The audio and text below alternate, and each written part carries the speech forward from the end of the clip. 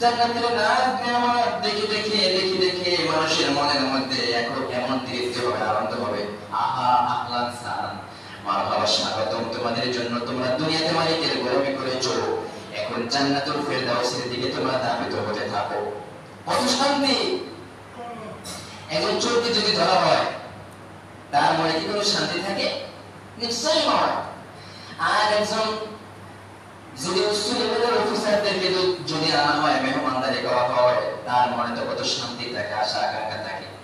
এই জন্য প্রিয় ভাইয়েরা, দুনিয়াতে যেরকম আমরা পরিষ্কার থাকতে চাই, পরিশুদ্ধ থাকতে চাই, জান্নাতে যেতে চাই, এটা মুখে বললেই হবে না। দুনিয়াতে কোটিপতি হতে চাই, কোটিপতি হতে চাই দুনিয়াতে, কিন্তু কোনো কাজ করবো না, ব্যবসা করবো না, বাণিজ্য করবো না, বিদেশে যাবো না, শুধু বসে বসে থাকবো। তাই মনে চিন্তাই থাকবে যে কোটিপতি হবো, বিল্ডিং করবো, সেখানে থাকবো, আরাম করবো, চিন্তাই থাকবে। আপনি মনে করবেন একটা খাটে ঘুমাবো, 2 লক্ষ টাকা একটা খাটে ঘুমাবো, আপনার কোনো চিন্তা চেতনা, আপনার কোনো এরকম আগ্রহ নাই। 2 লাখ টাকা কেন, 1,000 টাকার খাটেও ঘুমাতে পারবে না। চেষ্টা করতে হবে। এজন্য আল্লাহ দুনিয়াতে আমাদেরকে পাঠিয়েছেন, আর তিনি বলেছেন, গোলাম, তোমরা যদি মালিককে পেতে চাও, তাহলে রাসূলের কথা শোনো।